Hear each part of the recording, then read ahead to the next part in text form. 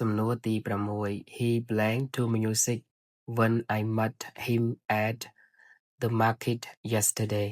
មានន័យថាគាត់កំពុងស្ដាប់តន្ត្រីនៅពេលខ្ញុំបានជួបគាត់នៅផ្សារកាលពីម្សិលមិញចម្លើយ A listened ចម្លើយ B has listened ចម្លើយ C listen ចម្លើយ D was listening ចម្លើយត្រឹមត្រូវគឺ letter D was listening ហេតុអ្វី was listening ជាដំបូងសូមមើល verb ក្នុងឃ្លាទី2សិន I met him at the market yesterday met គឺជា verb 2 ដូច្នេះឃ្លានេះជា past simple tense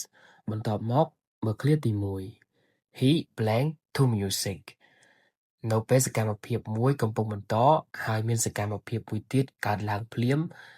យើងប្រើ past continuous បូកជាមួយនឹង past simple តាមរូបមន្ត past continuous subject បូក was verb បូក verb ing past simple subject បូក verb 2 So now great together He was listening to music when I met him at the market yesterday គាត់កំពុងស្ដាប់តន្ត្រីនៅពេលខ្ញុំបានជួបគាត់នៅផ្សារកាលពីម្សិលមិញហេតុអ្វីជំរើសផ្សេងខុសចម្លើយ A listened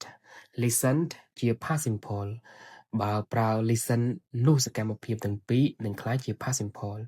ហើយมันបង្ហាញថាគាត់កំពុងស្ដាប់នៅពេលខ្ញុំជួបទេចម្លើយ B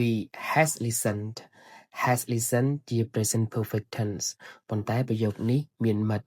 និង yesterday ដែលជាសញ្ញារបស់ past simple ដូច្នេះមិនសមគ្នាទេចម្លើយ C listen ជា verb 1ប្រយោគនេះនិយាយអំពីអតីតកាល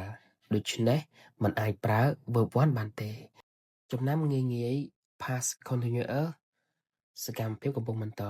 past simple សកម្មភាពខ្លីដែលកើតឡើង